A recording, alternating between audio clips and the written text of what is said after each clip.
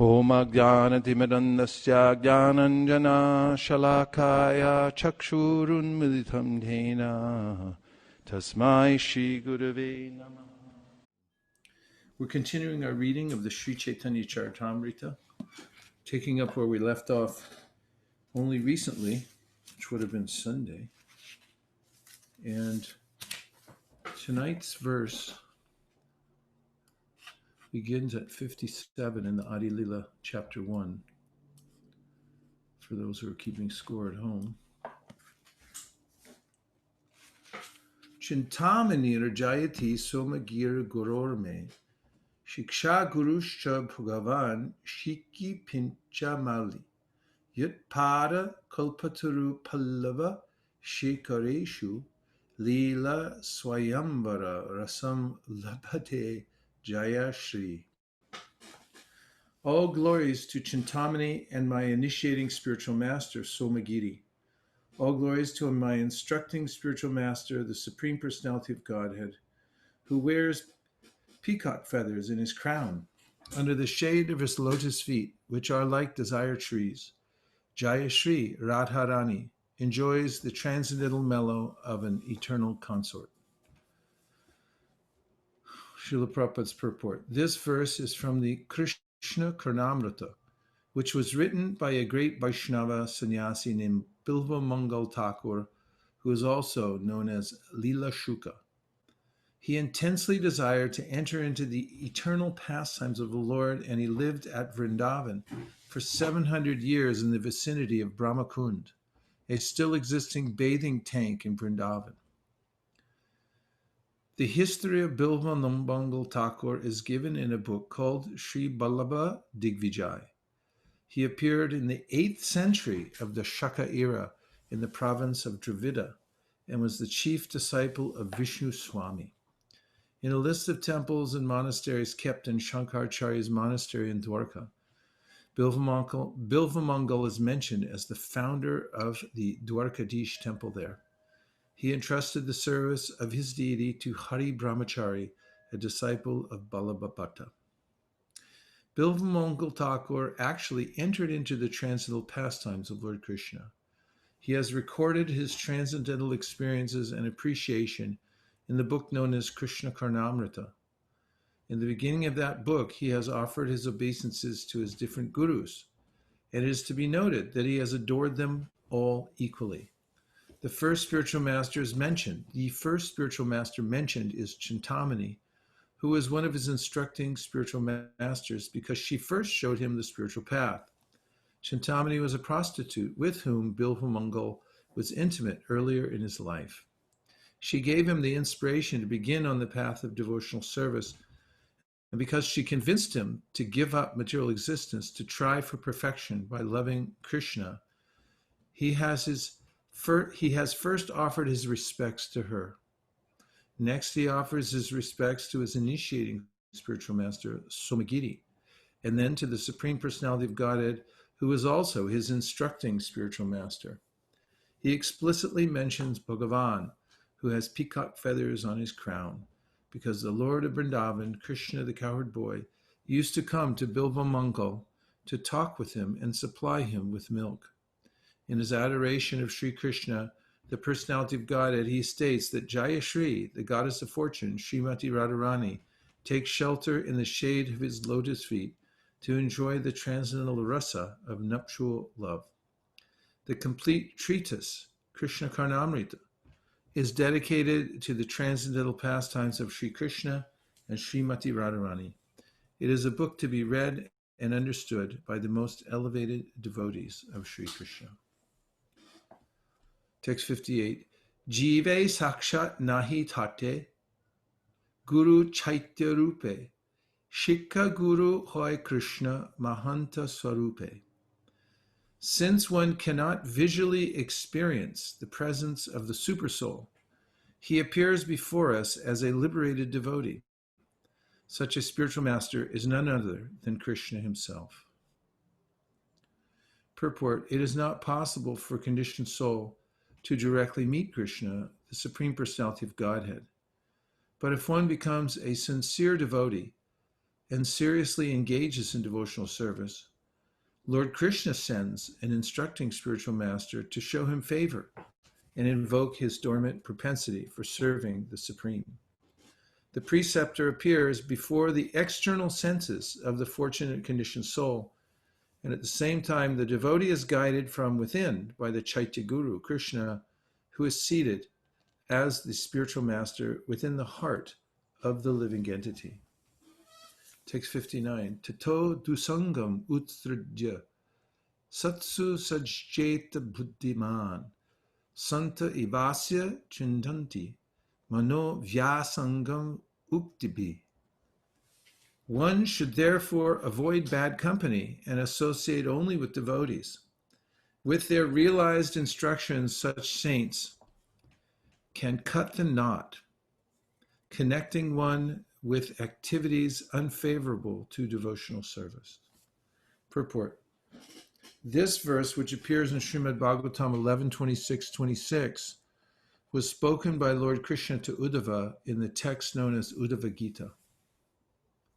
The discussion relates to the story of Pururava and the heavily courtesan Urvashi.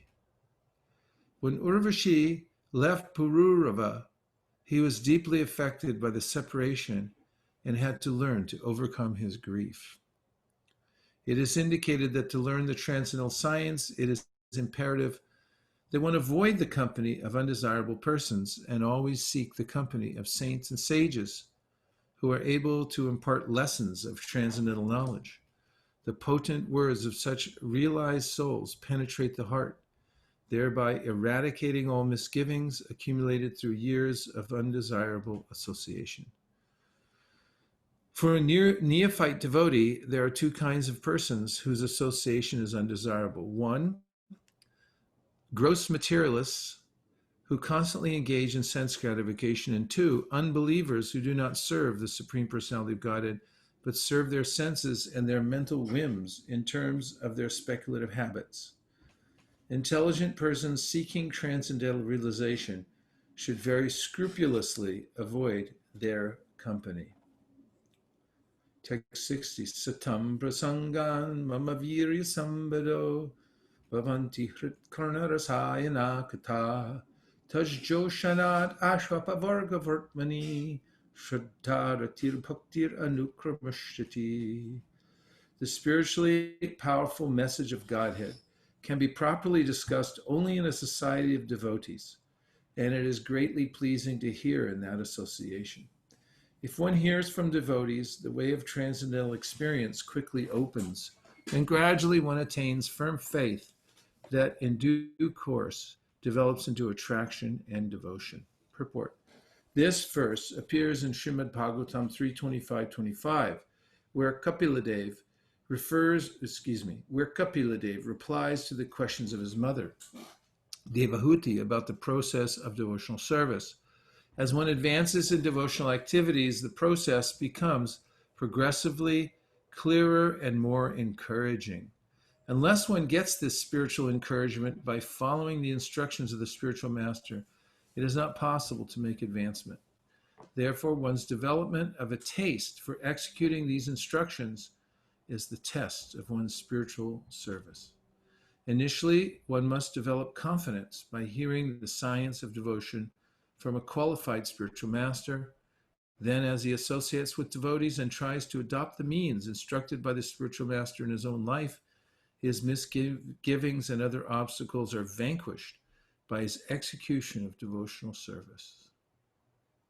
Strong attachment for the transcendental service of the Lord develops as he continues listening to the messages of Godhead, and if he steadfastly proceeds in this way, he is certainly elevated to the spontaneous love for the Supreme Personality of Godhead.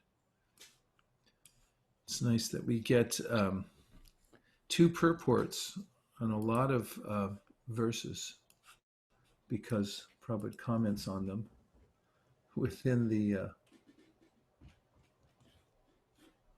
Caitantaya-caritamrta as well as the Srimad Bhagavatam, and gives a different, shines a different light on them.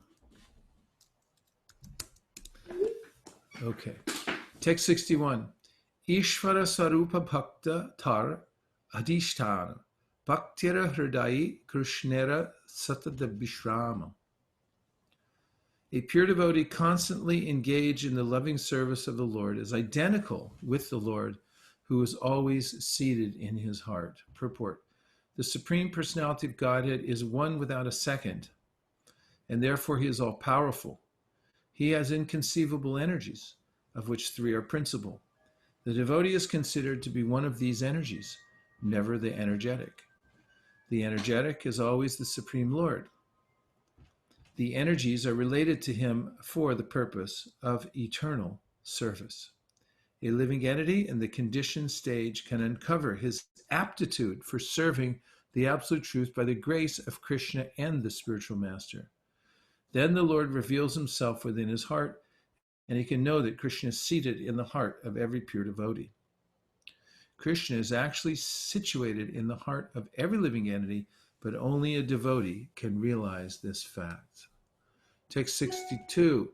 Sarvarayam hyam sadhunam rayam tvaham maranyate na jananti naham tebhyo managapi.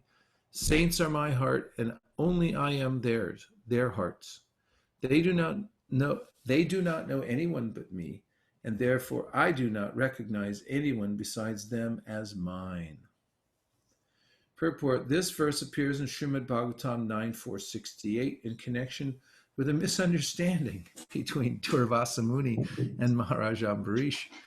As a result of this misunderstanding, Durvasa Muni tried to kill the king. When the Sudarshana Chakra, the celebrated weapon of Godhead, appeared on the scene for the devoted king's protection. When the Sudarshan Chakra attacked Durvasa Muni, he fled in fear of the weapon and sought shelter from all the great demigods in heaven. Not one of them was able to protect him, and therefore Durvasa Muni prayed to Lord Vishnu for forgiveness. Lord Vishnu advised him, however, that if he wanted forgiveness, he had to get it from Maharaj Ambarish, not from him. In this context, Lord Vishnu spoke this verse. The Lord, being full and free from problems, can wholeheartedly care for his devotees. His concern is how to elevate and protect all those who have taken shelter at his feet. The same responsibility is also entrusted to the spiritual master. The bona fide spiritual master's concern is how the devotees who have surrendered to him as a representative of the Lord may make progress in devotional service. The Supreme Personality of Godhead is always mindful of the devotees who fully engage. No, this is just right. The Supreme Personality of Godhead is always mindful of the devotees who fully engage in cultivating knowledge of him, having taken shelter at his lotus feet. That's such an inspiring purport. I'll just have to read the last part again. In fact, I'm going to read the whole thing again. Don't mind, but this verse appears from, the verse itself is, if you go back up to the verse in the Sanskrit, so extremely famous verse. Sadhavo Hriyam Mayam. So Sadhava, the saints, Hriyam Mayam, they're my heart, Krishna says. Sadhunam Hridayam Tvaham. And the opposite is true. Krishna is always in their hearts. Maranyate na jananti. They don't know anybody but Krishna. No, and naham tebhyo managapi. I don't know anybody else besides them. Purport. This verse appears in Srimad Bhagavatam connection with a misunderstanding between Durvasa Muni and Maharaj Ambarish. As a result of this misunderstanding, Durvasa Muni tried to kill the king when the Sudarshan Chakra, the celebrated weapon of Godhead, appeared on the scene for the devoted king's protection. See, there's misunderstandings all the time in this world. When the Sudarshan Chakra attacked Durvasa Muni, he fled in fear of the weapon and sought shelter from all the great demigods in heaven. Not one of them was able to protect him, and therefore Durvasa Muni prayed to Lord Vishnu for forgiveness.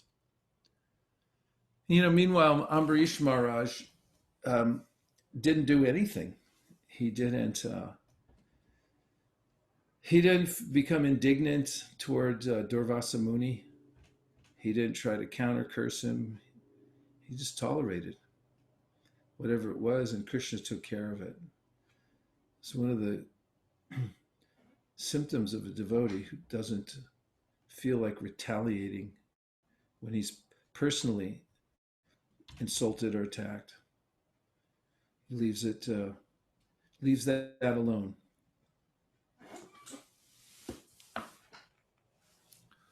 The Lord being full and free from problems. Lord Vishnu advised him, however, that if he wanted forgiveness, he had to get it from Maharaj Ambarish, not from him. In this connection, Lord Vishnu spoke this verse. The Lord being full and free from problems can wholeheartedly care for his devotees. His concern is how to elevate and protect all those who have taken shelter of his lotus feet. The same responsibility is also entrusted to the spiritual master. The bona fide spiritual master's concern is how the devotees who have surrendered to him as a representative of the Lord may make progress in devotional service. The Supreme Personality of Godhead is always mindful of the devotees who fully engage in cultivating knowledge of him, having taken shelter at his lotus feet. 63. Bhavadvira bhagavatas tirtabhuta swayam vibho tirati kurvanti tertani santakstena. Saints of your caliber are themselves places of pilgrimage. Because of their purity, they are constant companions of the Lord, and therefore they can purify even the places of pilgrimage. This verse was spoken by Maharaj Yudhishthir to Vidura in Srimad Bhagavatam 113.10. Maharaj Yudhishthir was receiving his saintly uncle Vidura, who had been visiting sacred places of pilgrimage. Maharaj Yudhishthira told Vidura that pure devotees like him are personified holy places because the Supreme Personality of Godhead is always with them in their hearts. By his association, sinful persons are freed from sinful reactions, and therefore wherever a pure devotee goes is a sacred place of pilgrimage. The importance of holy places is due to the presence there of such pure devotees. And we have from Namrata, thank you for joining. She says on Facebook, this is so nice. As one advances in devotional activities, the process becomes progressively clearer and more encouraging. Unless one gets this spiritual encouragement by following the instructions of the spiritual master, it is not possible to make advancement. Yeah. Nothing succeeds like success. And nothing is so encouraging as success as well. And success comes from being vigilant and following the process of devotional service according to the way it's taught. Niyamagraha means being careful not to neglect the principles that are given by the Shastra and the spiritual master, and also don't do them just for the sake of getting them done. Find the inspiration within, get the encouragement from them. We can do that by giving our heart and soul. A sincere try, even if one feels inept, will have a powerful effect. Means we have to give our attention somehow or other. And by doing that, we can get some inspiration from the Lord himself, who notices that we're endeavoring. And if we give ourselves in that way, Krishna reciprocates. And then the advancement is genuine. One's feeling real spiritual upliftment, and he or she knows it by dint of the ways in which he or she can control the senses miraculously, and also because of an increasing attachment to things devotional. So, for instance, feeling an attachment for the Holy Dham, feeling an attachment for the Srimad Bhagavatam, thinking that all other things are stale and dry, I'm not interested in them, and a love for the Bhagavad Gita. an eagerness to chant Hare Krishna each day and to keep the holy names going, to associate with devotees, to see the deity. And Krishna gives more and more inspiration from within the heart. Now let's just see if there's any more questions to expand the conversation. There's something in the chat box here. It says, oh, from Dennis and Karina. When it is stated that such books should be read by the highest qualified devotees, what does this exactly mean? At which point is one ready to read them? Well, one point would be when you've assimilated all of the books that Prabhupada left behind for us. Because as you'll probably notice, it takes some time to assimilate what he's already given us. And I always feel that if you give it a good try, you'll notice how deep Prabhupada's books are. Oftentimes we can overlook Prabhupada's books and go and look at all kinds of other books. And of course, there's plenty of other great books and important books too in the Vaishnava canon. But first assimilate what you have. That was Prabhupada's instruction. And for instance, if you try just to assimilate what's in the Bhagavad Gita, it may take you years and years and years. What to speak of the Bhagavatam? Now, if you start talking about the Caitantaya-caritamrta, I mean, these are lifetime achievements. If you can actually have the interest in these books, number one, and number two, that carve out the time to actually go deeply within hearing them. And oftentimes we find that by doing so, well, one thought I've had is we noticed how much time and energy Prabhupada put into writing his books. You know that he got up at midnight every day to write, and he was always, wherever he traveled, setting up to continue his work. He never stopped in translating, and it went on and on and on and on till his last breath. And although one may not be able to write such books and give such energy to writing that many Vaishnava literatures in the way that Prabhupada did, at least we can try to read them with the same alacrity that he wrote them. Try to match up your time and energy in reading Prabhupada's books and studying them that he took to write them. I'm doubtful, that one could get to that point, because who could do what Prabhupada did, but at least try for that. And in the process of trying that over decades, one will start to notice that one has some attraction for understanding some other points that Prabhupada brings up in the various parts of his books, and under if one has association with advanced devotees who are also reading those books, and they're presented in an authorized way that is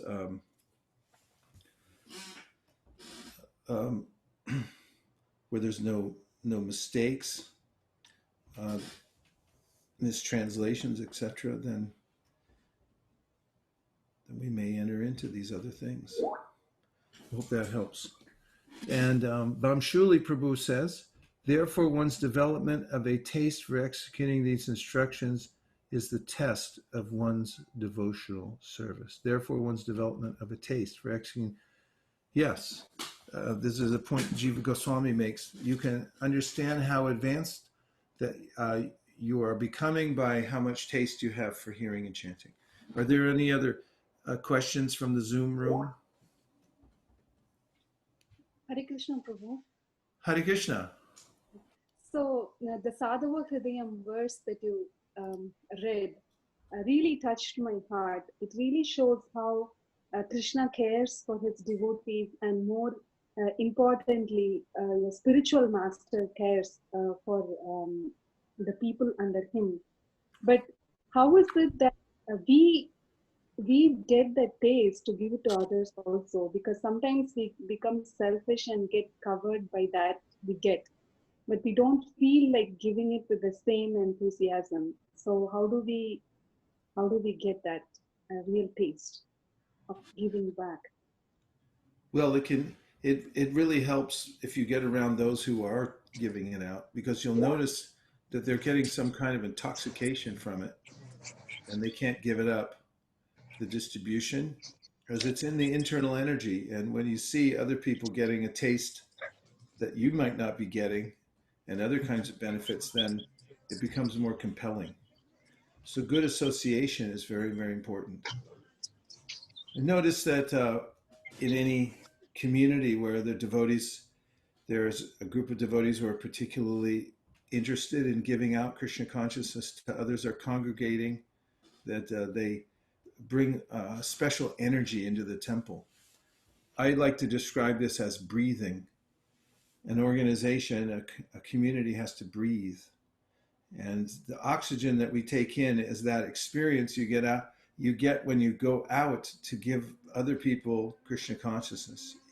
And it comes in a couple of ways. One way is when you see the natural enthusiasm some people have for Krishna consciousness, and it may be more than yours. And they may be ignorant of the process of Krishna consciousness, but when they see it for the first time, you'll be reminded of the pleasure of seeing Krishna consciousness for the first time. I'm just going to turn off my Skype because somebody's Skyping me. Sorry. And the other way is, the other aspect of it is in distributing, or at least one other aspect, is that oftentimes people are summarily uninterested in Krishna consciousness for no good reason. They immediately reject it out of hand without even knowing what it is. And I always get inspired by that too, thinking that, oh, that's what ignorance looks like. I'm just going to ignore anything that looks like God, and not take it. And then I recognize it in myself also, that, yeah, that's how I've been. And I notice that I don't like that. I don't want to be like that. I want to be like those who are attracted to it. So there's a kind of education that one gets from within and from without by going out to distribute Krishna consciousness to others. But to speak of the way in which that you get hungry by teaching it to others, because people will ask questions that you may not be able to answer, and then you have a good excuse for going deeper into the philosophy. And there's nothing like eating when you're hungry. I mean, that's the best, isn't it? Yeah. You eat when it's time to eat, that's okay. But when you're starving hungry and then there's a fantastic meal, I mean, I don't know anything better than that. So in the same way, when we're hungry to know more about Krishna consciousness, then we're practically leaning in so hard, we're almost falling out of our chair. That is the point at which we're really taking in a lot more. And so teaching it to others develops that appetite. There's a lot of good reasons. That's why we like to describe this book distribution and outreach as high sadhana, because you learn so much and you naturally grow when you're out there. I just remember, and I probably said this before, once when I was in Brooklyn and we were going down the street for a Harinam, and we just had this raging Harinam going on. And it was we were coming down the street, and there were a group of workers outside their shop, and we went right near them, and they could hear it. And there were all kinds of other people that were going to pieces when they saw us, because the sound of the mantra was so powerful, and the devotees were so ecstatic, and people would just start smiling, dancing, waving. And these other guys, they were loading some boxes, and we went so close to them, they could feel the vibration on the backs of their necks, but they didn't turn to look. And they purposefully, became dull, so they wouldn't take in the vibration. And I just had this realization going past them that this is the nature of the material world. God's right there in the form of his name, but I'm not going to turn and look, because living entities know there he is, but I'm not going to look.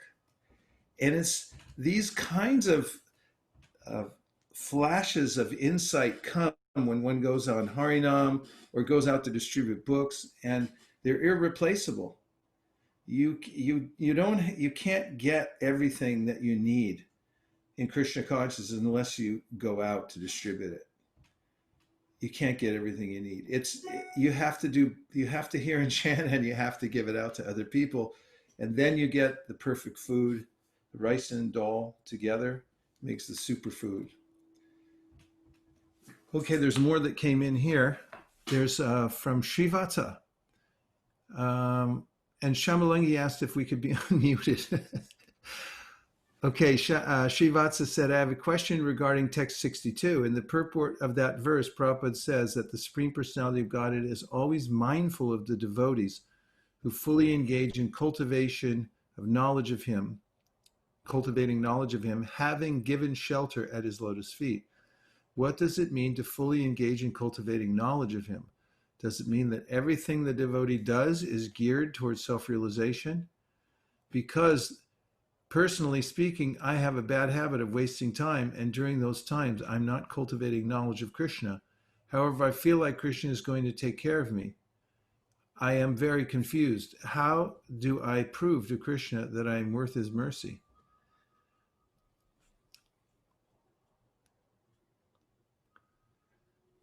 What does it Perfect. mean to fully engage in cultivating knowledge of Him? It means to put your heart and soul into the process. Try to hear everything you can and study all of Prabhupada's books. Does it mean that everything a devotee does is geared toward self-realization? Yes.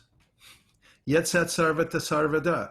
Sarvatra sarvada. We heard last time when Krishna spoke these verses, he said, yes, both directly and indirectly try to understand me.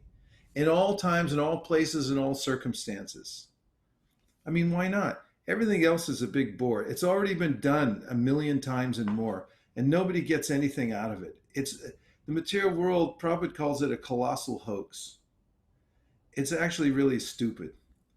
And, trying to suck something out of dry material energy is ridiculous. It's like that there's a little bird that comes to the window, sees its reflection, and gets all upset or excited that there's some other bird there, and then starts smashing its head against the window. And that's how ridiculous material life is. And then Srivatsa said, does it mean everything? Yes. Because personally speaking, I have a bad habit of wasting time. Well, bad habits can be reversed. It's a matter of a practice. That's what ashramas are for. Practice not wasting time and see how it feels. And once you get a sense for how valuable time is and how nectarian it is, and also how consequential every diversion of attention is away from the process of Krishna consciousness, then you start to have your own impetus to not waste time, because there's a result you get from everything, and it's up to you what kind of result you want to get as a human being. However, Krishna is going to take care of me. He's already taken care of you. Otherwise, he wouldn't have dropped you into ISV as a little baby. I am confused. How do I prove to Krishna he's worth it? Well, anyway, you just keep going. That's all. Keep doing what you're doing. You're doing a great job. Somebody else was going to say something while I was reading that, but I kept going. Was there another point you wanted to make from the Zoom room? Okay. Now we have Shraddha Devi Dasi says, thanks for the great class. I have a question. We see that Bilvamangal Thakur Prabhu has many spiritual masters, starting from Chintamani, the Marg Pradakshika Guru, and his Diksha Guru Somagiri. Did the Pandavas also have a Diksha Guru? We usually hear of Dronacharya and Kripacharya, but I think they were Shiksha Gurus. Kindly clarify. I don't know that history intimately enough to say who their Diksha Guru was. Shamalangi says, Bilvamangal Thakur was born in the 8th century of the Shaka era. What is this time frame? Somebody look it up. If this is Kali Yuga, how did he live for 700 years? Also, he stayed in Vrindavan, and Mahaprabhu found that the Krishna Caitantaya-caritamrta in South India. Did Bilvamangal Thakur travel there? Well, he was a great devotee and mystic, and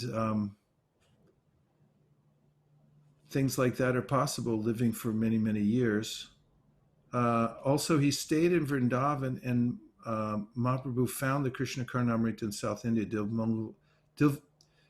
Bilvamangal Thakur travel there? There means? So I meant that, how did he, like, he stayed in Vrindavan, but the book was found in South India. I was trying to connect how did the book go there. Yeah, I'll poke around and give you more of a complete answer on that. But he's from South India. He spent time in South India, and later on in life, he had 700 years. That gives you a little leeway there. Okay, thank you.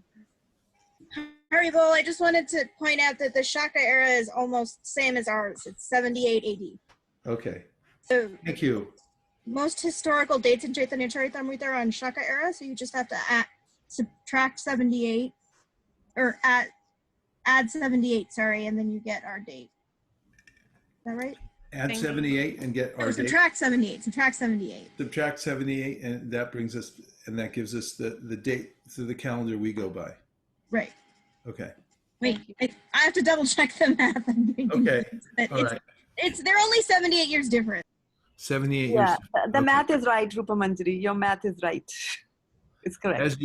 As usual. Okay, yeah, and as she echoes here, or I was echoing her before I saw her thing, he was from South India, Dravida, but he went to Vrindavan.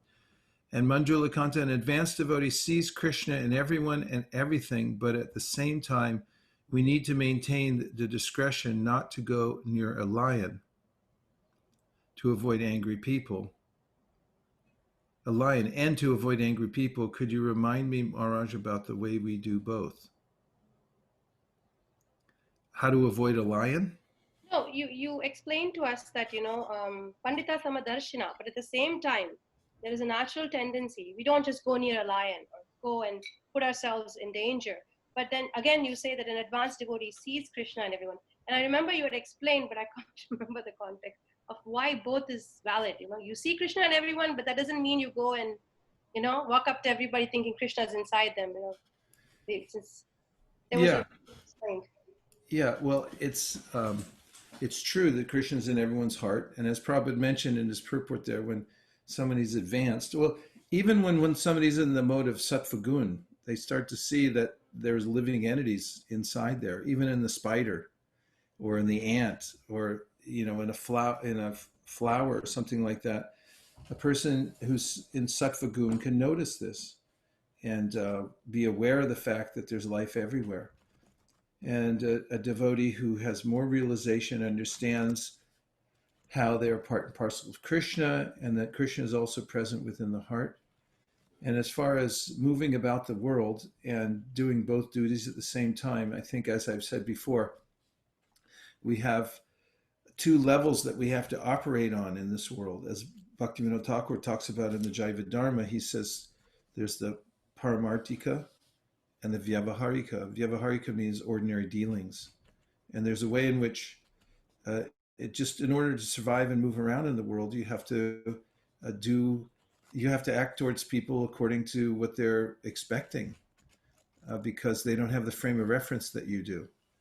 For instance, if you go for a job interview and they ask you where you're from, you don't say, I'm from Vaikuntha, because you won't get the job.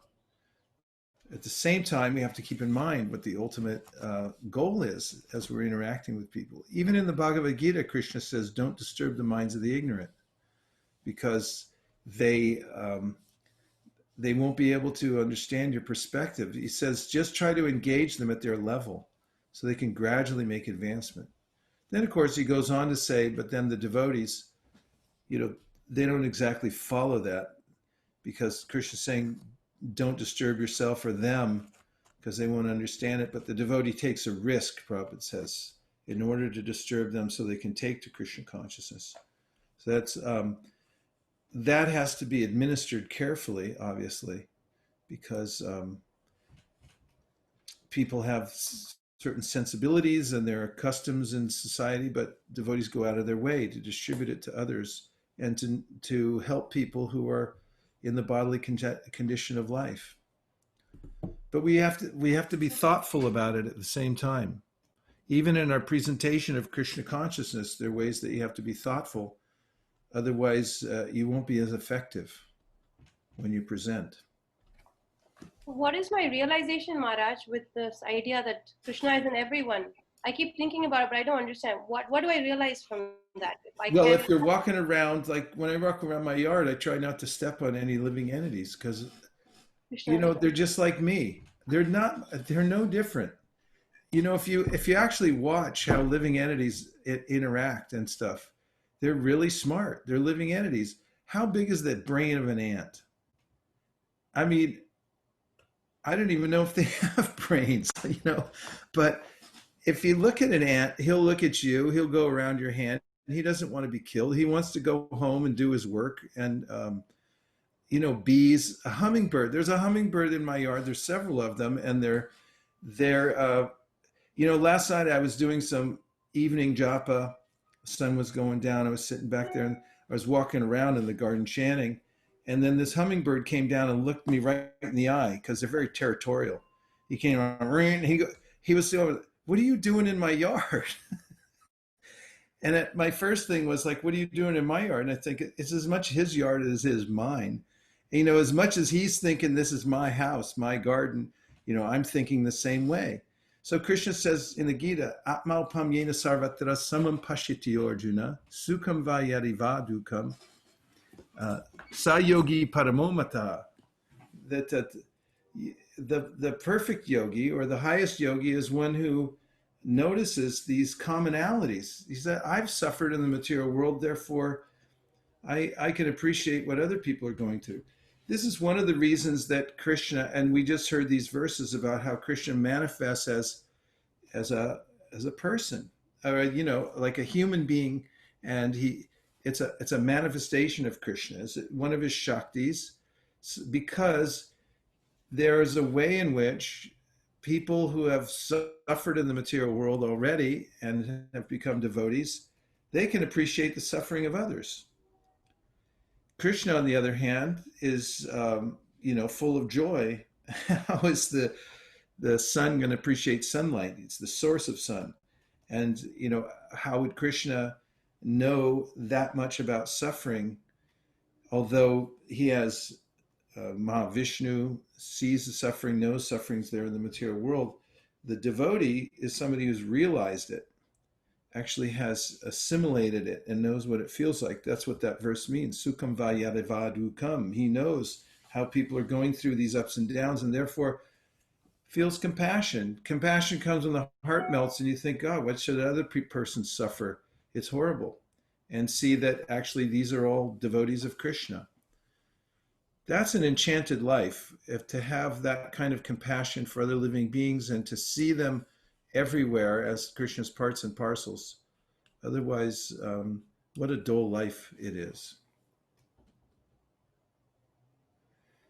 Yeah, and when we deal with all kinds of other personalities, we're seeing at the same time, this person may be a mother, father, child, but we could also have the vision that is part and parcel of Krishna. Okay. Hare Krishna. Hare Krishna, Prabhu. Oh, Hare Krishna. So, Prabhuji, one discussion came about the Vilvam Mangalam Swami. You are right, Prabhuji is from the South India, the Dravida Desha. Actually, he is the one who has found Padmanabha Swami temple in Trivandrum, Kerala. Mm. So actually, it is said that his invisible presence is still there in the temple. So he is a very famous Swami from South India, especially on the Kerala side. Yeah, there it is. And there he is in the Caitantaya-caritamrta. So there's this really nice relationship we find between the Gaudiyas and the Dravidas. Even in Chaitanya Mahaprabhu's Leela of Yankata, Mahaprabhu stays at his home and they talk about the philosophy of Krishna consciousness for many months. And Gopal Bhatta comes from the South Indian Brahmin, and joins Chaitanya Mahaprabhu and so forth. So thank you. Hare Krishna. Okay, from Venu Gita says, there are so many great books that Prabhupada has given us, and even though I try to read it every day, Bhagavad Gita, Srimad Bhagavatam, Nectar, Devotion, Harinam, Chintamani, but always have the feeling that it's not enough and I'm always every day not satisfied. How to deal with this feeling of dissatisfaction? Well, join the club. It's, devotee always feels there's simultaneous, we should feel satisfaction because when we're touching that energy, we'll feel satisfied and we'll notice it. Vasudevi Bhagavati Bhakti Yoga Prayojita Janaya Yashuvayaragyam Yanam Chayara Haitukam. We'll realize as we're chanting and as we're hearing about Krishna that there's supernatural power in this. And we'll feel satisfied, but we should also feel dissatisfied. This is what I was saying. When we have a good hearing and chanting session, you come away with more questions than answers because then you're hungry. And it's hard to have good questions. Sometimes, in an assembly, people are falling asleep and you say any questions and people say, yeah, when are you going to stop talking so we can go to sleep? Or when's prasadam? That's my question. Those are not very deep questions. But if you're hearing and chanting and you actually get intrigued by the topics, and then you start to want, well, why did Krishna say this? And why did the devotee do that? And then you're loaded up with these questions you actually want to know. And then when you meet somebody who can answer them, then it becomes productive. Because really, when there's somebody who can speak about Krishna and then you don't have any questions, you didn't get everything you could have. So the more dissatisfied you are in the sense that I want to know more and I wish I could do more, the better off you are. Okay, and Rupa Manjari had to go. Well, we're going to miss you, that's for sure. Thank you. What about pests in your house? Pests in your house are your guests. You should be very careful about pests in your house. Try to find ways in order to accommodate them elsewhere. And, try to take care of them in the best way that you can. Thank you. All right. Anne Murphy, do you recommend the Sandarbhas? Absolutely. I mean, the Sandarbhas are the foundational literatures for for Krishna consciousness.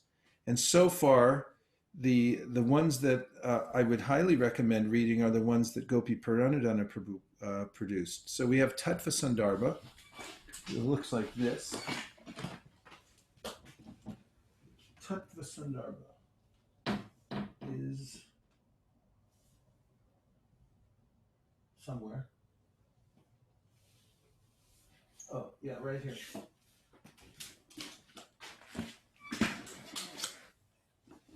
Tattva Sandarbha. And there's also now coming out the Bhagavat Sandarbha, but good luck on that one. Several editors stopped because it's so tightly packed. It's a very, very philosophical book, very difficult, but you can try. And there'll be more production of the Sandarbhas coming out. But if you can digest this book, this is the first one to go into in the Sandarbhas, really, is the Tattva, because this is about epistemology and the basic foundational systems of knowledge in Gaudiya Vaishnavism that are established by Jiva Goswami. I've read this about 4 times, and I haven't come to the end of it. I haven't assimilated this book. So again, there's a lot of books you can get, but get the ones that were properly translated by translators you trust, that are in the same mood and following the same sampradaya, and also that were edited properly.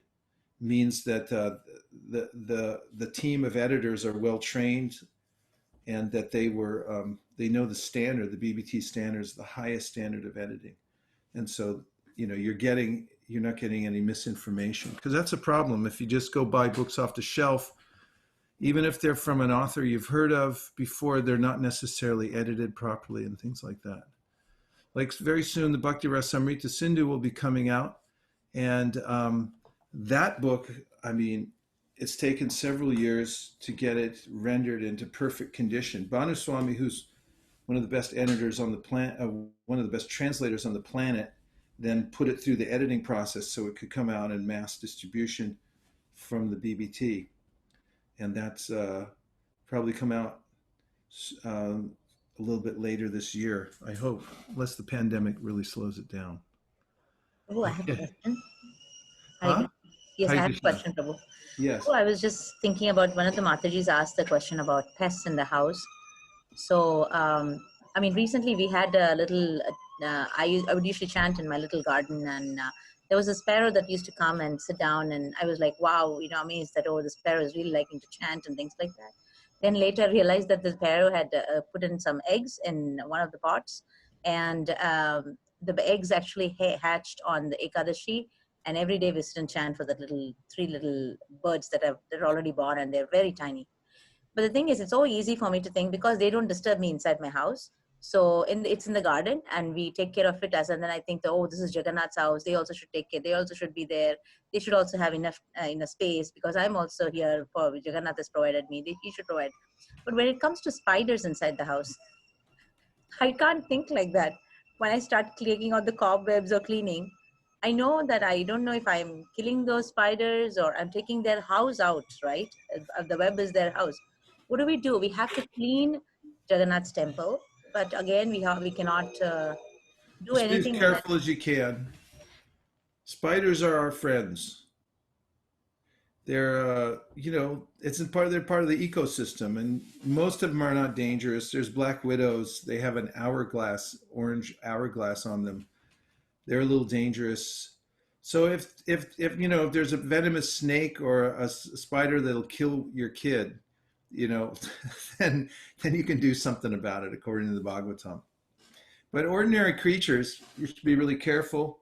And of course, we don't wear masks and sweep everywhere we go when we walk around. Just Orthodox Jains do that. But that's why it says in the Vedas every day we have to do yajna, because we're naturally killing living entities just by living. Jivo jivasya jivanam, one living being is food for another. And by fire, when you light your fire, you kill. By drinking water, you kill living entities. By walking around, you kill. These are called there's the 5 slaughterhouses of the Grihastha ashram. When you grind spices, you're killing living entities. And so, it's inevitable. But we should be as nonviolent as possible. And, these little creatures, they have their own families, and they're getting their quota from Krishna. Maybe sometimes part of their quota is a little sip of your blood or something like that. But we should be really careful of them, like mosquitoes are the most deadly entity on the planet. So, you just have to be really careful. And if there's something really deadly, then you have to deal with it because you have to protect yourself. But other than that, going on a rampage and, just killing bugs because they're around and they shouldn't be in your house and stuff like that, it's better to take a gentle approach. Spiders you can catch in a jar with a little piece of paper. You slide it under and you can take them out and give them just a relocation program. I mean, nothing gets me more disturbed than when I put out seedlings and then snails or slugs come and eat them. But I don't, you want to take those and relocate them somewhere else, maybe in your neighbor's yard. Free buffet. All you can eat over here, Okay, let's see if there's some other questions. Huh? Thank you, Prabhu. Yeah, just be careful. There's cameras out there now. I like your mention about the hummingbird, Tari. When my daughter was in college, her roommate wanted to kill a bug in the house. She used to say, "The house first. They were in the house before us. We invaded it. Let me take it out." Yeah, Prabhupada was like that too. He was very careful. And how about mouse and mosquitoes? Mice can be discouraged if you don't keep food around.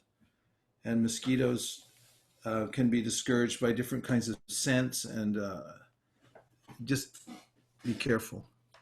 Okay. Hare Krishna Guru Maharaj. Yes, Hare Krishna. I really like the point in the beginning with Krishnadas Kaviraj's translation of the 325-25, and just appreciating how oftentimes it's easy to perceive faith as something that's very ethereal and kind of spacey, and it's not really concrete. But in that verse, especially in the purport, it's described as something very, very concrete in that, you know, you hear from the spiritual master with faith, you try and carry out his order, you try and serve devotees, you associate with devotees who have this kind of faith, and then you'll have spiritual experiences. And then from that, then you'll have faith. And so in a way, it's kind of scientific because you're actually having some empiric proof, some evidence is coming as a result from you following the process that's laid down. And so it reminded me of, you know, the science of self-realization. It's not a ethereal thing. It's actually something very substantial and empirically verifiable. So I was appreciating that. Yes, and it's a topic that Krishna touches on in the 17th chapter of the Bhagavad Gita when he mentions Shraddho Yo Yam Purushaha, that the living entity is made of faith. That's what determines our being, actually, is the level of our faith. So yes, it is not wispy or amorphous. It's actually something that is the most substantial. He says in 17.3, Sattvanurupa sarvasya shraddha bhavati bharata shraddha mayo yam purusho yo yat shraddha sa eva saha. O son of Bharata, according to one's existence under the various modes of nature, one evolves a particular kind of faith. The living being is said to be of a particular faith according to the modes he has acquired. And then Prabhupada goes on to say that beyond the modes, we have an eternal characteristic, which is that we have this connection to serving Krishna in a relationship. And that's our eternal nature, which is gets covered over by different modes, and we're distracted in different ways to other kinds of so-called worshipable objects, but they'll all be disappointing because they don't satisfy us, or they're outside the realm of our real nature, which is to serve Krishna and be connected to him. Okay, I'm going to read a couple more verses from the Caitantaya-caritamrta.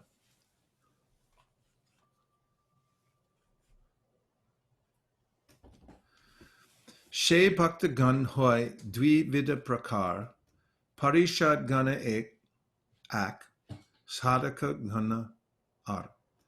Such pure devotees are of two types: personal associates, parishats, and neophyte devotees, sadhakas. So he's talking about the two kinds of gurus. Purport: perfect servitors of the Lord are considered as personal associates, whereas devotees endeavoring to attain perfection are called neophytes.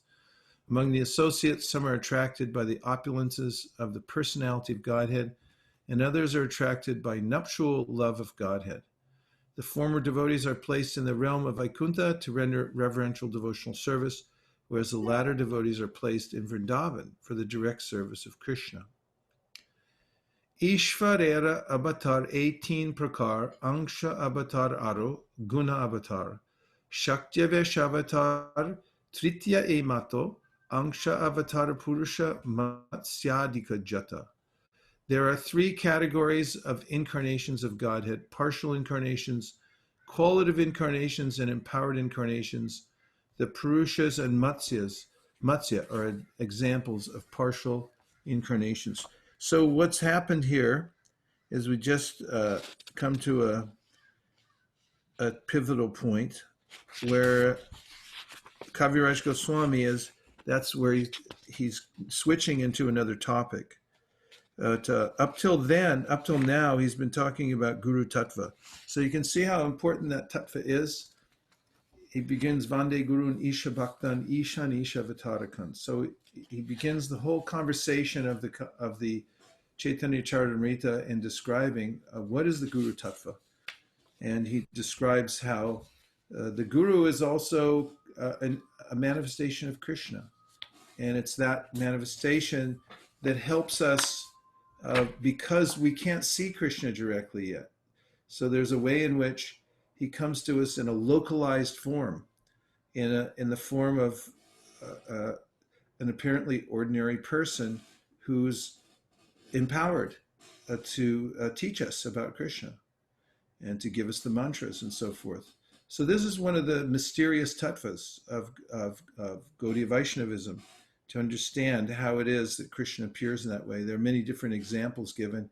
One of them is about, if you want to look through a telescope and see what's beyond our purview, you go to the telescope, you look into the small end, and someone may argue, I want to look in the big end, but you won't see anything from that side. When you look in the small end that's custom made for your eye, then you're able to see beyond. And similarly, the guru seems localized. Like, this is a common thing that people ask about. How is it that a seemingly ordinary person becomes guru? For instance, in Bhagavatam 7:15-26, this verse, Yasya Sakshad Bhagavati Jnana Deepa Prade Garau Martyasad Dhi Shutam Martyasad Dhi Shutam Tasya Sarvam Kunjara Shauchavat. The spiritual master should be considered to be directly the Supreme Lord because he gives transcendental knowledge for enlightenment. Consequently, for one who maintains the material conception that the spiritual master is an ordinary human being, everything is frustrated. His enlightenment and his Vedic studies and knowledge are like the bathing of an elephant. Purport: it is recommended that one honor the spiritual master as being on an equal status with the Supreme Personality of Godhead. Sakshad Daritvaina Samasta Shastrai. This is enjoined in every scripture. Acharya Mam Vijaniyat. One should consider the Acharya to be as good as the Supreme Personality of Godhead. In spite of all these instructions, if one considers the spiritual master an ordinary human being, one is doomed. His study of the Vedas and his austerities and penances for enlightenment are all useless, like the bathing of an elephant. An elephant bathes in a lake quite thoroughly, but as soon as it comes on the shore, it takes some dust from the ground and strews it over its body. Thus, there is no meaning to the elephant's bath. One may argue by saying that since the spiritual master's relatives and the men of his neighborhood consider him an ordinary human being, what is the fault on the part of the disciple who considers the spiritual master an ordinary human being? This will be answered in the next verse.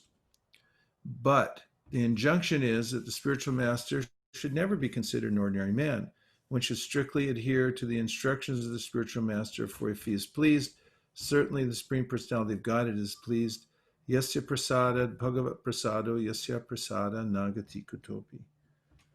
So this is a theme we'll hear again and again throughout the Bhagavatam, and we're hearing it now in the Caitantaya-caritamrta, that there's a way in which Krishna intersects with us here in the material world as soon as we are eager to know about him. So Brahmanda Brahmate Kon Bhagyavan Jeev Guru Krishna Prasade Pai Bhakti Lata Bij. Brahmanda Brahmate.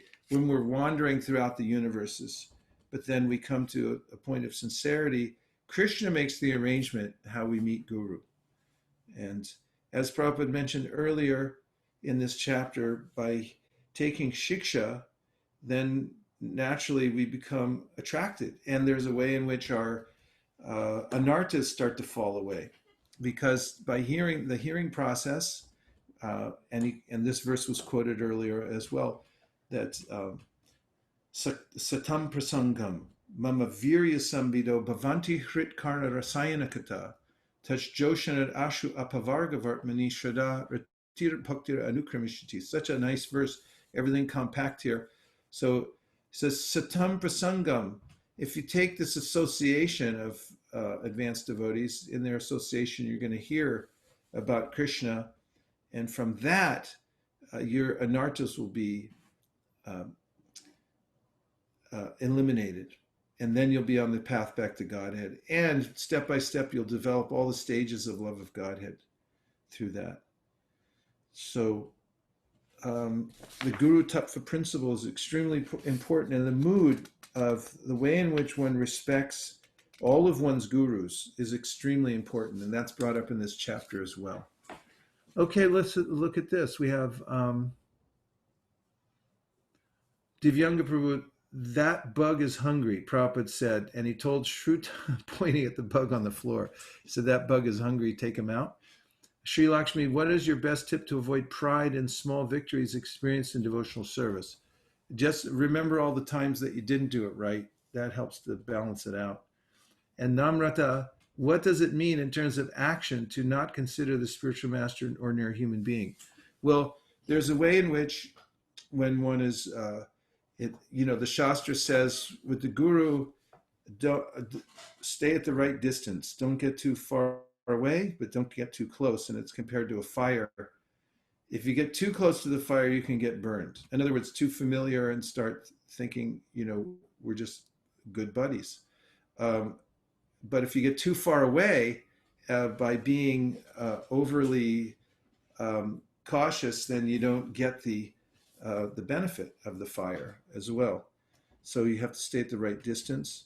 There's a way in which Diksha Guru is kind of like a fixed principle for the disciple to place his or her mind on, and there should be a sense that this is Krishna's representative. Shiksha Guru sometimes is, although we should respect all gurus and be very careful, sometimes they're, for the sake of more instruction, there's a little more contact and a little more sense of vishrambra, or closeness.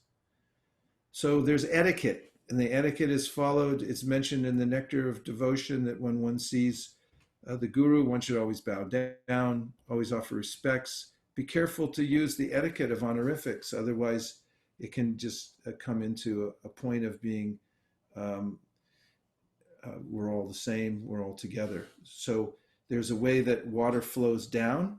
So mercy flows down also if we keep ourselves safe through these kinds of etiquettes, and the mentality also, remembering how Krishna comes to us through the guru, then we're staying below so we can catch the mercy that's descending. Those are a few thoughts. I hope it helps. Okay. Any other points that you want to bring up on Guru Tattva? Yes. Sukeshri, she's trying to get off mute.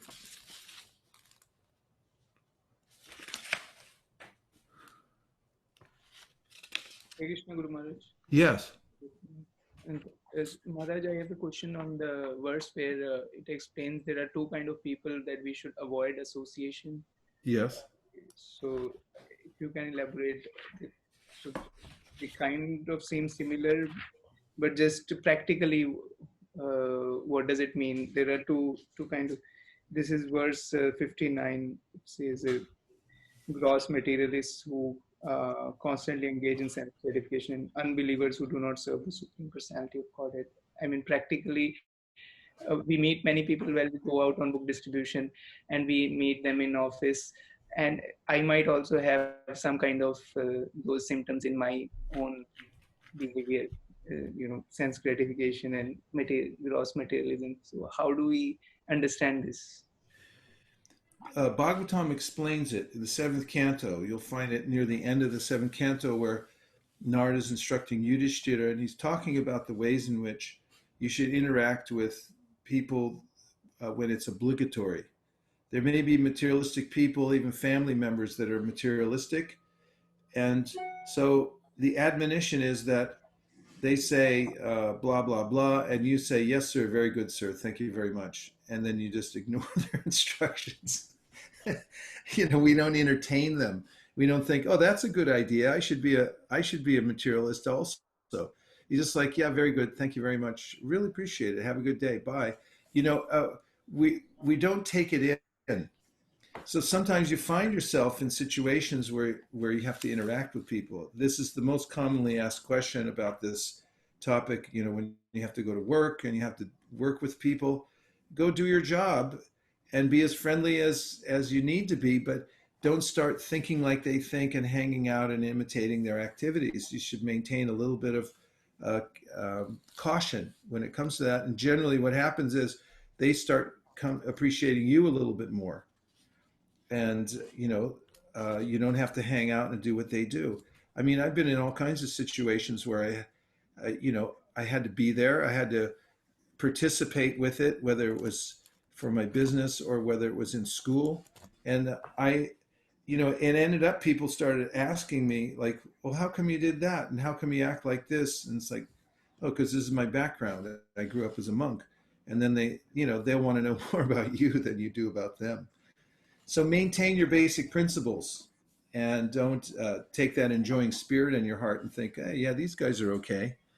It's not okay, because you pick up on that really quickly when you associate by opening your heart to them. Maharaj? Yes? I joined a little late, so I don't know if somebody covered the story of Ramachandra Puri, how he was criticizing his Guru Maharaj, and he was giving the instructions to his Guru Maharaj, final moments, and then he lost the mercy of his Guru after that. And even, Chaitanya Mahaprabhu and some of his associates avoided Ramachandra Puri because he developed the habit of criticizing, initially Guru and then later on the devotees.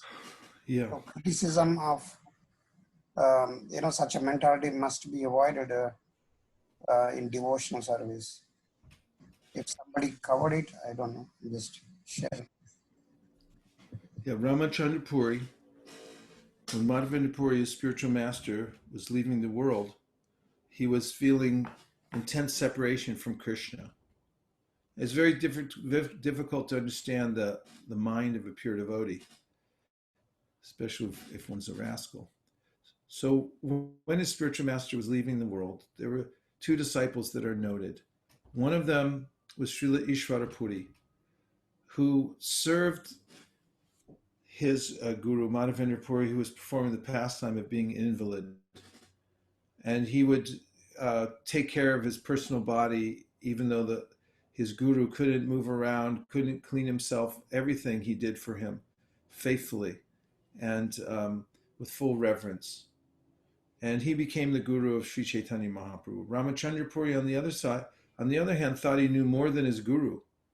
And when his guru was feeling separation from Krishna as he was leaving the world, Ramachandra was so impudent that he instructed his own guru and told him, Guru Maharaj, you're crying out like this, but actually you should be meditating on Brahman, the impersonal Brahman right now. And it disturbed the meditation of Madhavendra Puri, who told him, get away from here.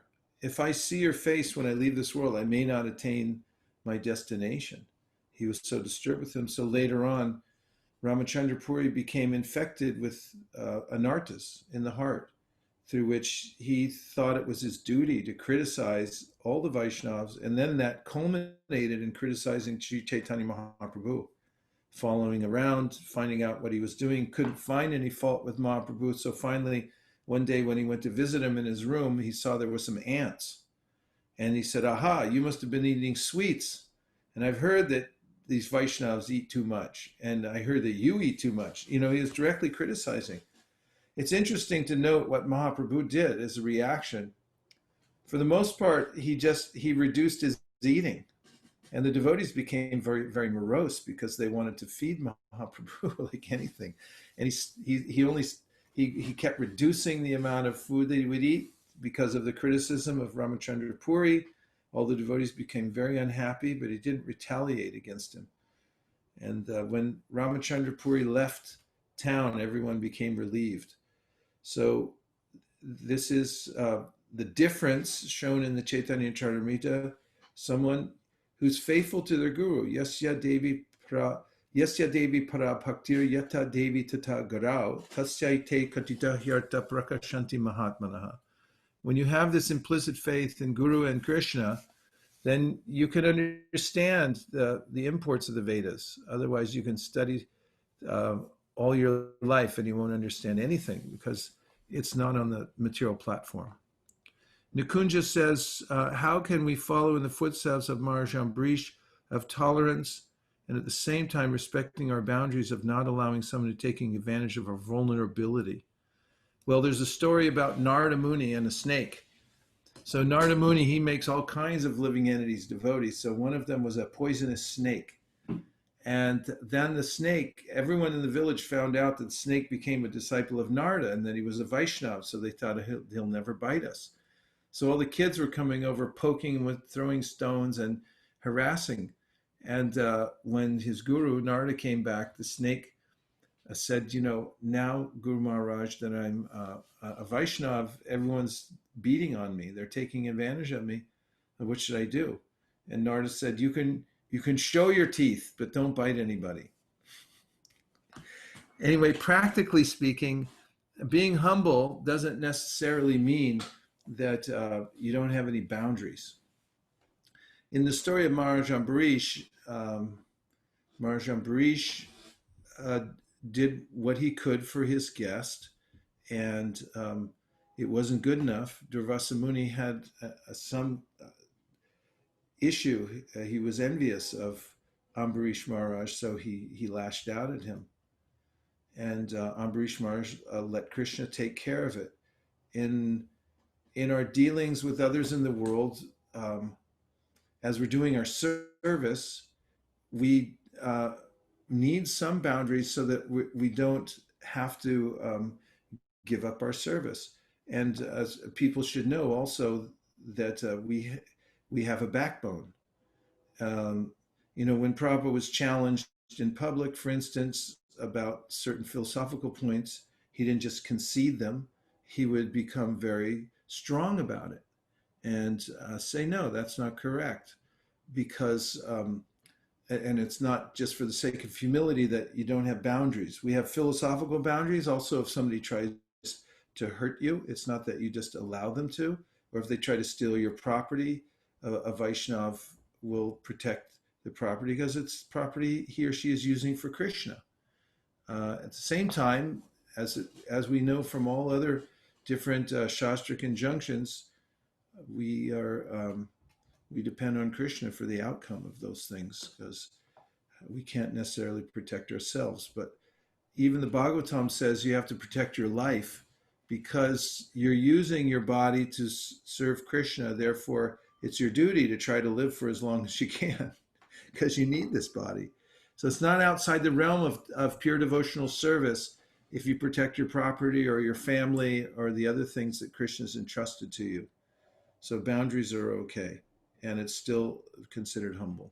Yes, Sukeshri? I have a question, Prabhu. So Yeah. I was just wondering that Jagannathas Babaji was the Shiksha Guru of Bhaktivinoda Thakur, right, Prabhu? Mm-hmm. So I was wondering that in the parampara, why is it that his Diksha Guru's picture we don't worship and only a Shiksha Guru's? I understand the Shiksha Guru and Diksha Guru are the same, but then from a Diksha Guru, you take initiation. So Shiksha Guru means you can have more than one Shiksha Gurus which you take from. But was there a specific reason that we actually have the Jagannath Babaji there? Yeah.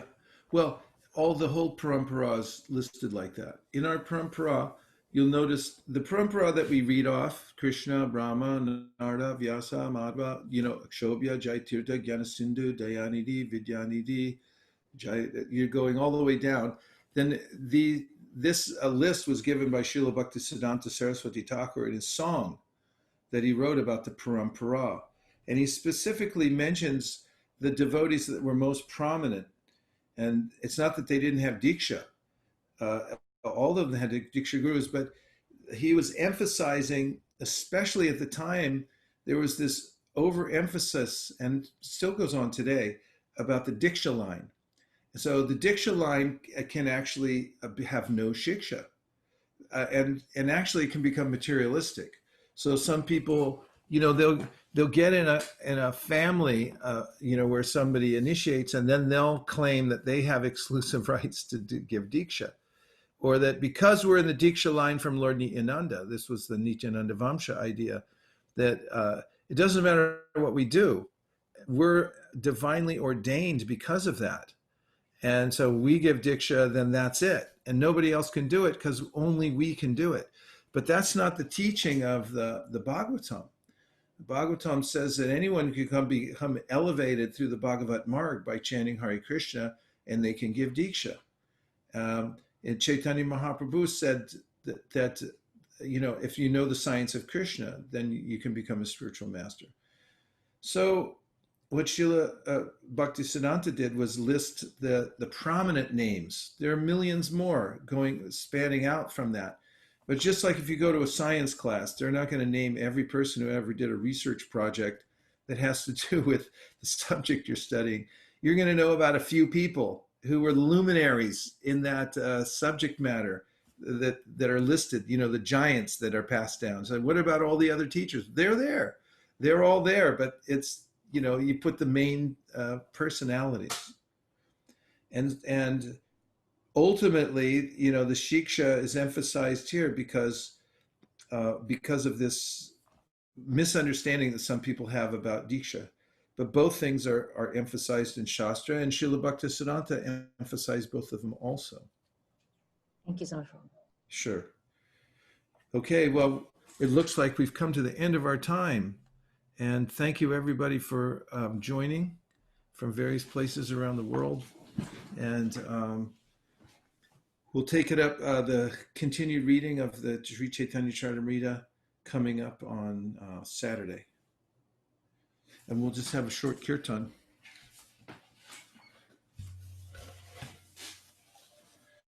Namaha Om Vishnu Padaya Krishna Prestaya Bhutale Shri Mate Bhakti Vedanta Swami Namine Namaste Saraswate Deve Gauravani Prachari Nirvishesha Shunyavadi Paschatya Nishatari Jaya Shri Krishna Chaitanya Prabhu Nityananda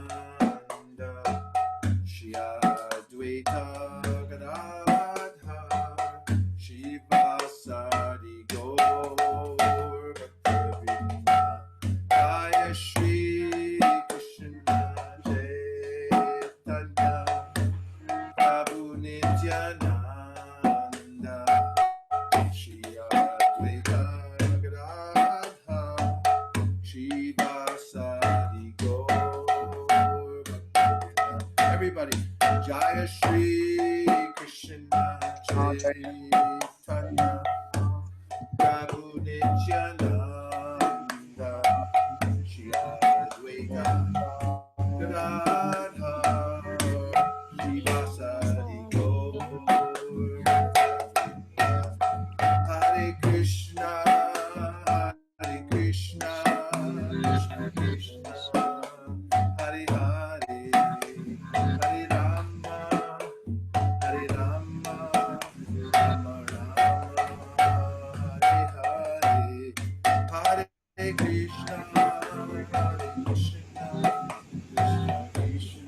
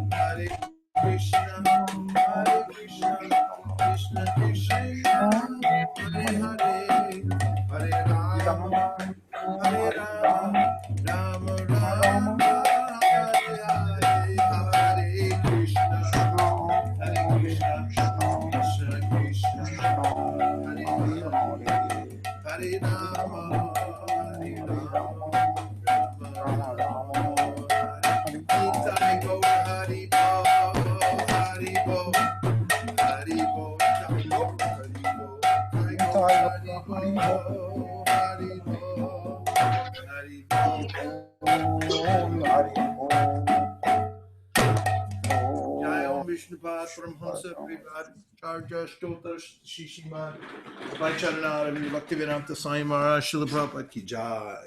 Jai Om Vishnupad Paramahamsa Parivacharya Stotra Shishiman Srila Bhakti Siddhanta Saraswati Goswami Maharaj Ki Jai. Ananta Koti Vaishnavinda Ki Jai. Namacharya Srila Haridas Thakur Ki Jai. Prem Zagaho Shri Krishna Chaitanya Prabhu Nityananda Shri Advaita Gadadhara Shri Vasudhi Gaur Bhaktivinda Ki Jai. Shri Shri Radha Krishna Gogobinath Shyamakunda Radhakunda Giri Govardhan Ki Jai.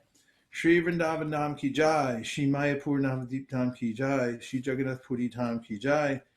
Tulsi Devi Bhakti Devi Ki Jai. Jamuna Devi Ganga Devi Ki Jai. Sambheda Bhaktivinda Ki Jai. All glories to the Assembled Devotees. All glories to the Assembled Devotees. All glories to the Assembled Devotees. Gaur Premanande Hari Hari Bo. Nachari Armarman. Nachari Armarman. Nachari Armarman. Nachari Armarman. Hey! Nachari Armarman. Nachari Armarman.